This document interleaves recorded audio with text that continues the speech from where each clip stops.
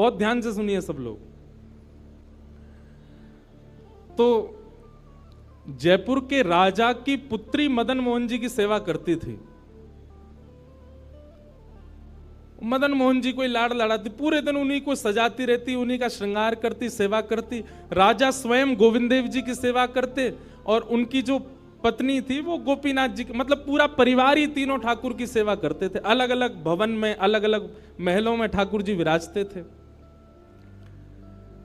तो राजा की पुत्री का विवाह हुआ करौली राजस्थान में, जहां मदन मोहन जी अभी विराजते हैं। तो राजा की पुत्री का जब विवाह हुआ तो पुत्री से राजा ने कहा, बिटिया ये बताओ तुम्हारा विवाह है, तुमको हम दहेज में क्या दें? वैसे तो हमने सब दिया, लेकिन फिर भी तुम्हारी कोई इच्छा हो तो मांगो। उसने कहा, पिताजी मुझे सबसे ज्यादा प्रेम श्री मदन मोहन जी से है। आप माता जी और पूरा परिवार गोविंद देव जी गोपीनाथ जी की सेवा किया करो। मदन मोहन जी को मैं ले जाऊं अपने साथ, अपने ससुराल में इनकी सेवा करूंगी। बड़ी अच्छी कथा है, ध्यान से सुनना। राजा रोने लगा, अपनी पुत्री के चरणों में सर झुका के बोला, मुझे क्षमा कर दे पुत्री, तू जो मांगेगी सो दूंगा, पर ये मेरे हृदय है, मैं इनको नहीं दे सकता। मैं वृंदावन से मुगलों से बचा करके इनको लेके आया हूं। वैसे तो ठाकुर जी को बचने की कोई आवश्यकता, ठाकुर जी कृपा करके आए हैं जयपुर में राजा के ऊपर, पर इनको देख करके मेरे प्राण बचते हैं। तू जो मांगेगी सो दे दूंगा। पर मदन मोहन जी बोले, पिताजी गोविंद देव जी गोपीनाथ जी हैं ना आपके पास में, मदन एक ठाकुर जी मुझको दे दो। यहां राजा की जिद हो गई, नहीं दूंगा। पुत्री की जिद हो गई कि मुझे तो चाहिए, नहीं तो मैं विदाई नहीं होंगी। राजा की पत्नी ने भी कहा, अब इतनी कह रही है तो आप दे दीजिए ना, हमारे पास 2 ठाकुर हैं, इनकी सेवा हम करेंगे विस्तार से। और वैसे भी मदन मोहन जी की पूरी सेवा बचपन से उसने ही की है। तो राजा ने एक प्रस्ताव रखा। बोले, अच्छा पुत्री एक काम करते हैं। बोले, क्या? मैं तेरी आंख पे पट्टी बांधूंगा और आंख पे पट्टी बांध करके मदन मोहन जी जैसे 7 स्वरूप तेरे सामने खड़ा करूंगा, जिनमें से 6 स्वरूप जो होंगे वो मैं बनवाऊंगा और 1 स्वरूप वास्तविक मदन मोहन जी होंगे। आंख पे पट्टी बांध करके तुझे स्पर्श करके अगर तूने असली मदन मोहन जी को पहचान लिया तो मैं ये मान जाऊंगा कि तू नहीं, ठाकुर जी तेरे संग जाना चाहते हैं। ठाकुर जी की इच्छा पता चल जाएगी। तो राजकुमारी बोली, ठीक है, आप ये प्रयोजन कीजिए। राजा ने महाराज कारीगरों को बुलवाया और मदन मोहन जी के डिट्टो कॉपी 6 स्वरूप बनवाए और 6 स्वरूप बनवा करके मदन मोहन जी सहित 7 स्वरूपों को खड़ा किया। पुत्री के आंख पर पट्टी बांध दी, एक जैसा इत्र, एक जैसी पोशाक, एक जैसा मुकुट, एक जैसा श्रृंगार, सब कुछ बिल्कुल एक जैसा। और कहा, पुत्री अब तू इनमें से जो 7 में से पहचान लेगी, अगर असली तेने पहचान लिए तो मैं तेरे संग भेज दूंगा। उसने हाँ तो बोल दिया, लेकिन वो कांपने लगी, घबराने लगी। जैसे ही उसने नेत्रबंद किए तो कथा ऐसी है कि वो रात्रि में जब सोई, अगले दिन परीक्षण होना था, तो रात्रि में जब सोई तो बहुत रोई और ठाकुर जी से कहने लगी, नाथ मैं आपसे बहुत प्रेम करती हूं, मैं आपके बगैर नहीं रह सकती, पर मेरे पिताजी की बहुत जिद है। अब कहीं मैं आपको नहीं पहचान पाई, मेरे तो प्राण ही निकल जाएंगे, विदा होना तो बहुत दूर की बात है।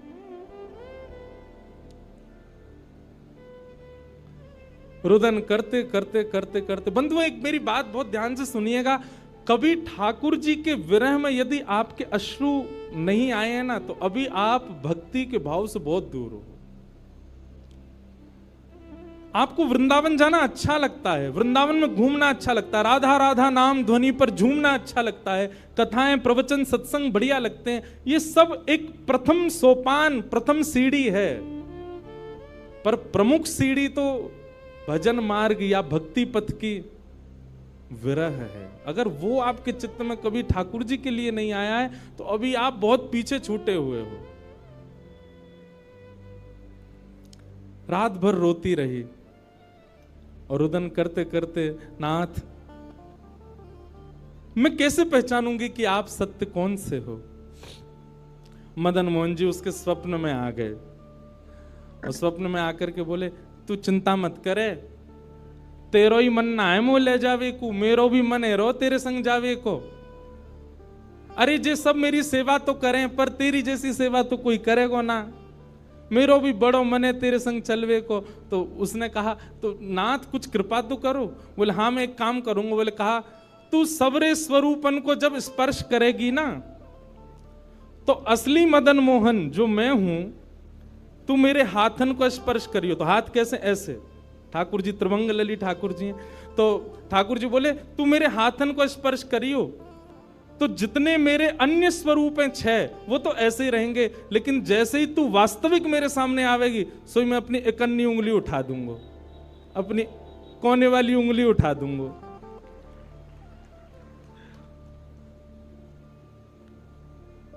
ठाकुर जी कितना प्रेम करते हैं अपने भक्त से। ठाकुर जी बोले मैं अपनी इकन्नी उंगली उठा दूंगा और तू स्पर्श करती करती मेरी जैसे इकन्नी उंगली उठे, वाकू पकड़ लियो और तुरंत पिताजी से कह दियो, जय रे मदन मोहन जी, मैं चल दूंगा तेरे संग।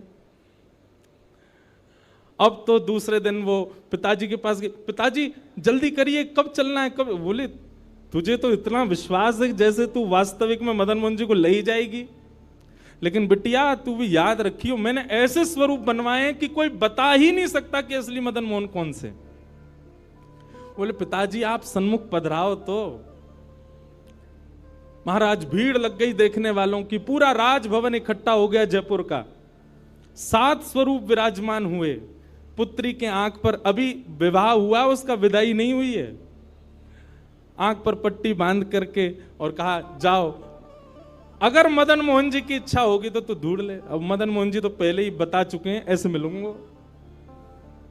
जैसे मानो टीचर पहले ही एग्जाम पेपर लीक कर दे, ये क्वेश्चन आने वाले, तैयार कर आना।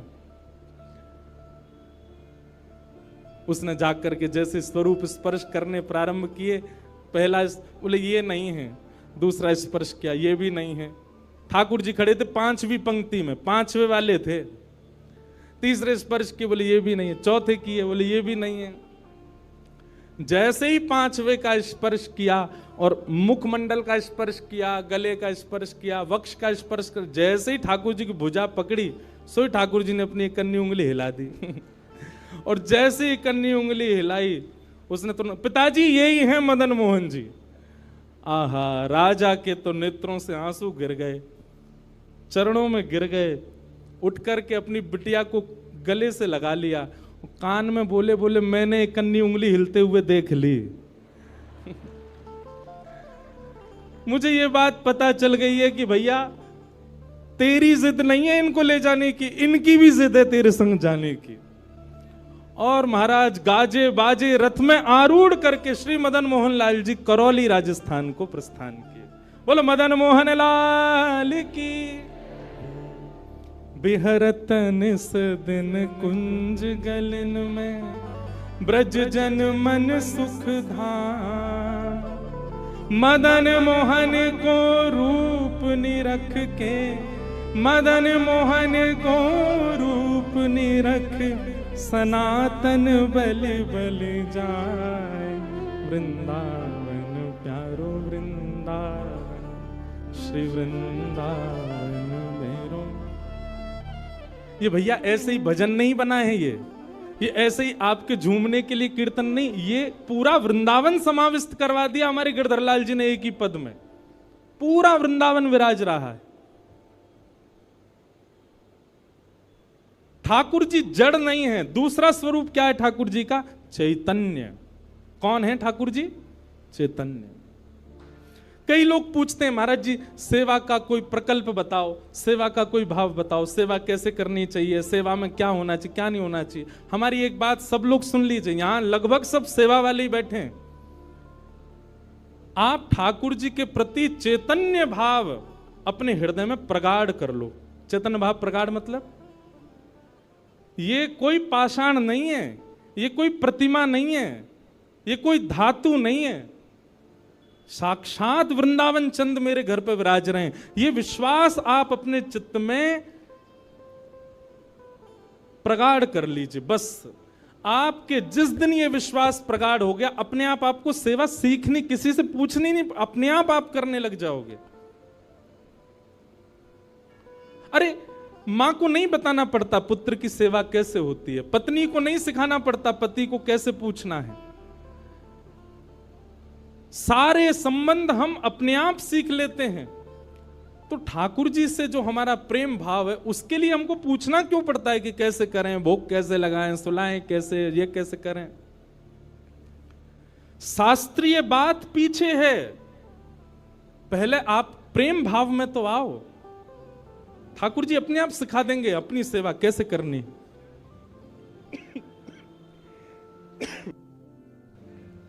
प्रेम भाव, उनके प्रति पाषाण की बुद्धि मत रखो, चैतन्य भाव रखो। जैसे आपके चित्त में चैतन्य भाव आया कि ये तो चलते फिरते उठते बैठते सब करते हैं, केवल मेरे सामने ऐसे खड़े हो जाते हैं मूर्तिमंत होकर के, मानो ये ठाकुर जी मुझसे कह रहे हैं कि तू अपनो इतना प्रेम मोह को प्रदान कर कि मैं चलन लगूं, मैं फिरन लगूं। सब लोग एक बात याद रखिएगा, जिसके भी घर में ठाकुर जी की सेवा है, ठाकुर जी हमको चैलेंज करते हैं, अगर तो में सामर्थ्य हो तो अपनी भक्ति से, अपने भाव से, अपने समस्त प्रयासों से तू मोहे चलवा के दिखा दे, तू मोह बुलवा के दिखा दे।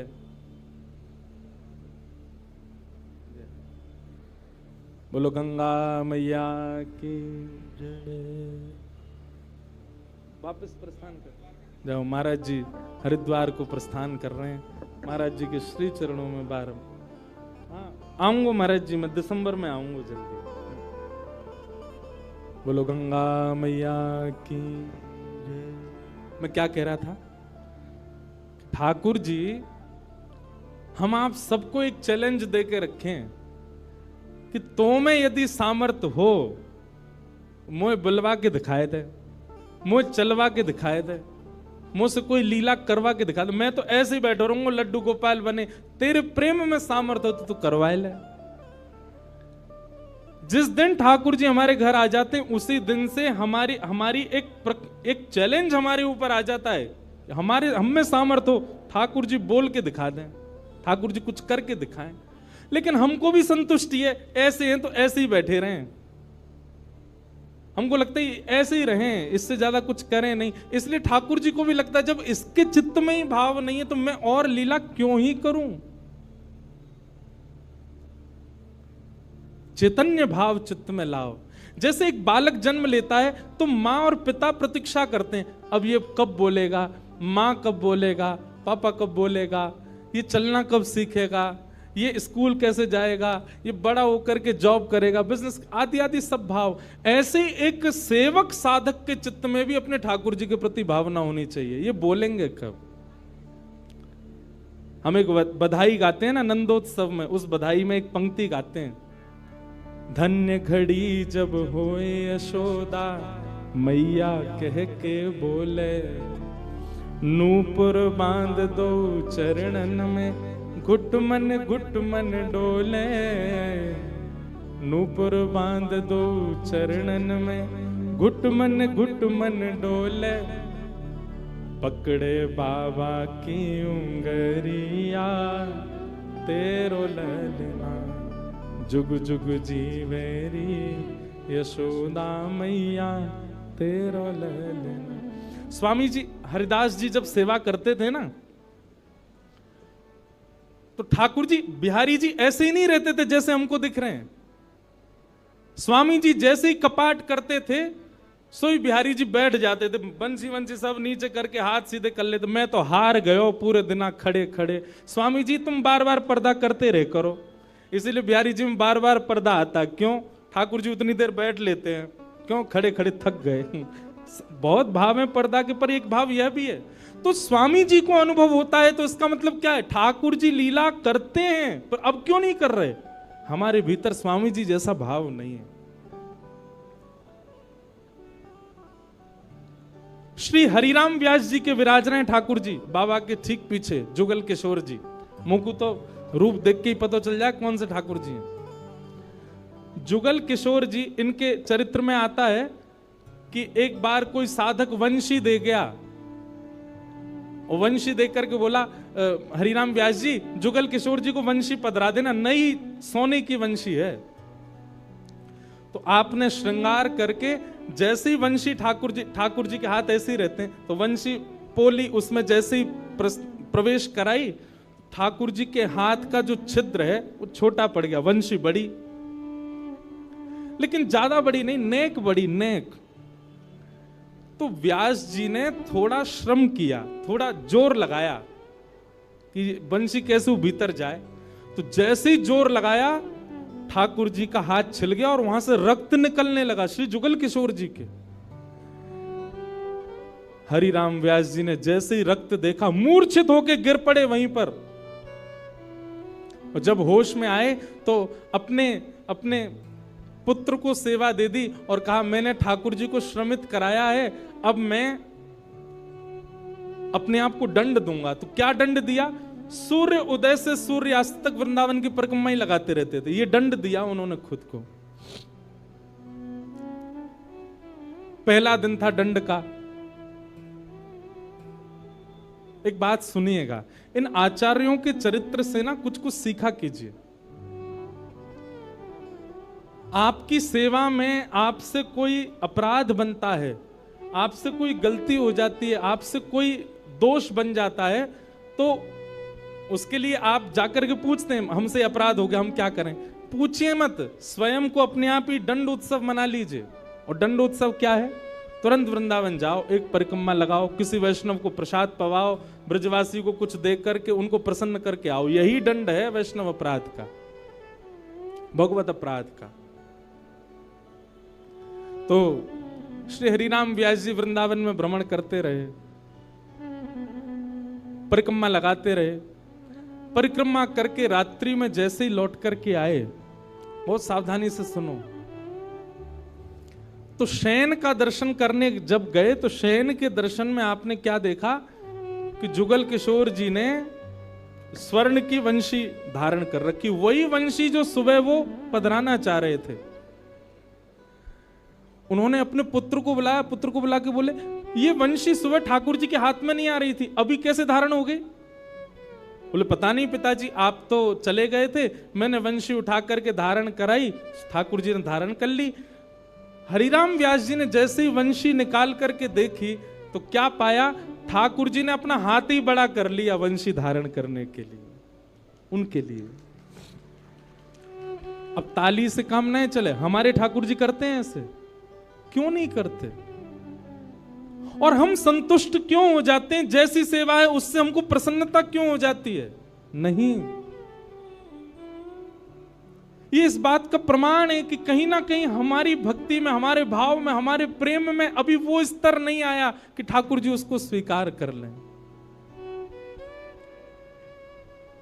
इसलिए भैया, सबसे पहली बात भक्ति में, सेवा में सबसे पहला प्रकार, ठाकुर जी को आप चैतन्य मानो।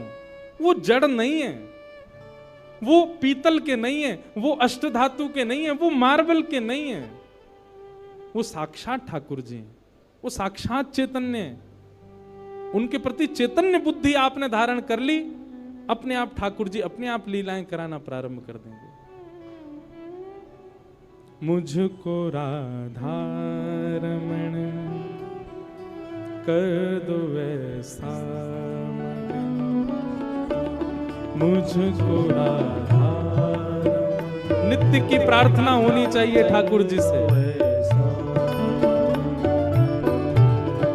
रटू में तेरा नाम यूं आठों याम,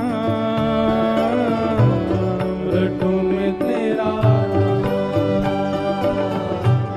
यूं आठों याम, रटू में तेरा नाम यूं आठों याम,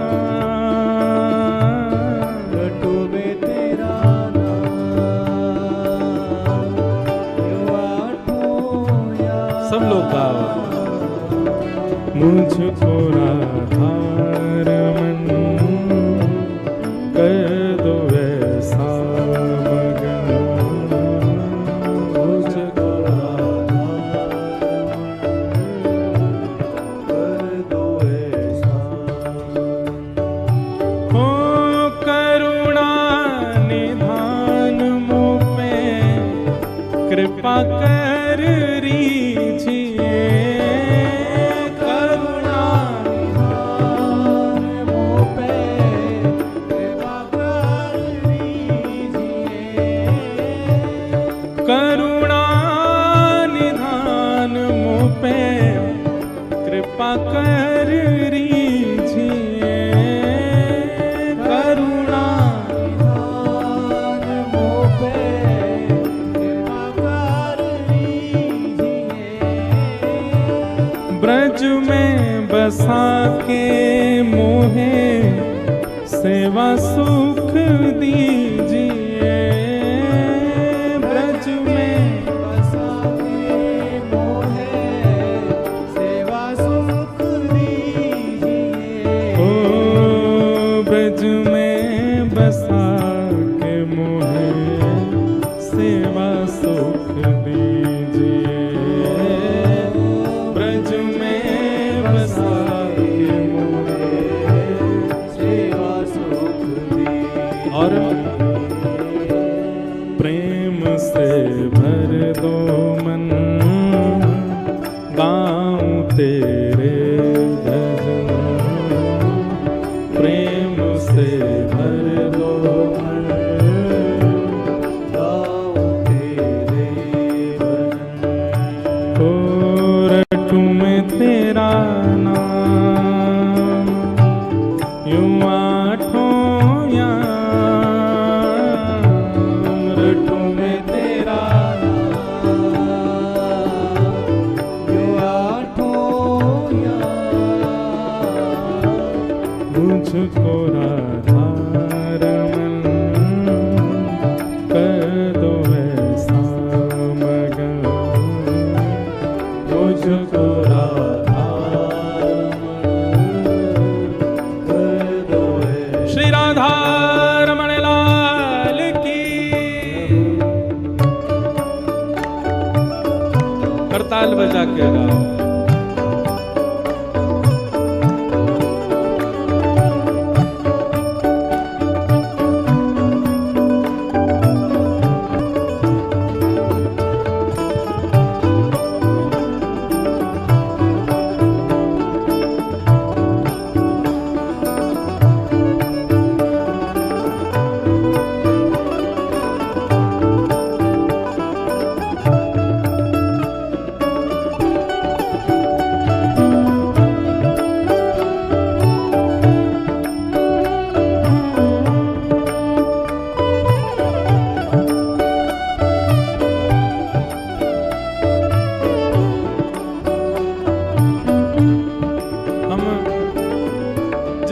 पर चर्चा कर रहे हैं कि ठाकुर जी को चैतन्य मानो, वे पाषाण नहीं है, वे पाषाण तो हमारे लिए बन करके खड़े हैं कि तू अपने प्रेम से मुझे चैतन्य बना। वो चैतन्य ही हैं और उसी भाव की पूर्ति इस पद के दूसरे भाव में, दूसरे अंतरे में होती है। भाव से गाओ सब लोग।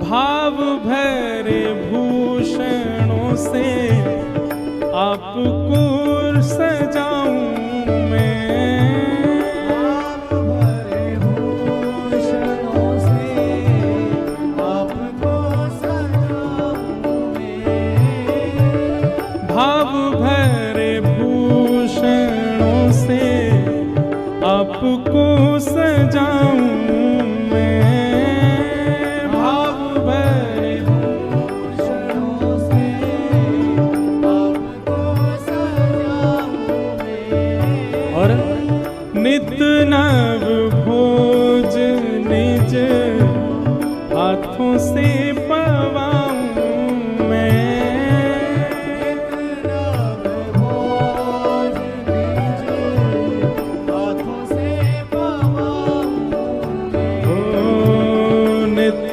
नव भोज निज हाथों से पवाऊं मैं, इतना बोझ दीजिए हाथों से पवाऊं। भैया हम सबके लाल जी पूरे दिना खड़े रहे और कोई के लड्डू गोपाल हैं तो पूरे दिना बैठे रहे, उनके पामन में दर्द ना हो तो ऐसी भावना हमारे चित्त में नहीं आती कभी। नित्य की सेवा में एक काम किया कीजिए, रोज रात्रि अपने ठाकुर जी के चरण जरूर दबाया कीजिए। सिंथेटिक नहीं पर असली वाला इत्र मंगाइए, थोड़ा महंगा आएगा, मंगवाओ ठाकुर जी की सेवा के लिए, और चरणों में इत्र लगा करके और फिर बड़े धीमे धीमे उंगलियों से। अच्छा एक बात और है, हमारे पुष्टि मार्ग के आचार्य कहते हैं ठाकुर जी की सेवा में अंगूठा का प्रयोग नहीं होना चाहिए। क्यों? कहीं भी जोर लगाना होता है हम अंगूठा का ही प्रयोग करते हैं। ठाकुर जी की सेवा में अगर आप अंगूठा लगाते हो ठाकुर जी को पीड़ा होती होगी, लग जाती होगी, इसलिए उंगलियों से सेवा का ही निधान होना चाहिए। कहीं उठा करके भी रखें तो अंगूठा से ठाकुर जी को बड़े आराम से स्पर्श करना चाहिए। शास्त्र हमारे आचार्य तो ऐसा कहते हैं कि अगर आपने अंगूठा का प्रयोग किया भी है तो श्रृंगार के बाद ठाकुर जी का एक अलग से भोग लगाओ। किस बात का? श्रम भोग। ठाकुर जी आपको दर्द हो गया होगा, हमने अंगूठा से दबाया आपको, इसलिए मंदिरों में श्रम भोग आता है।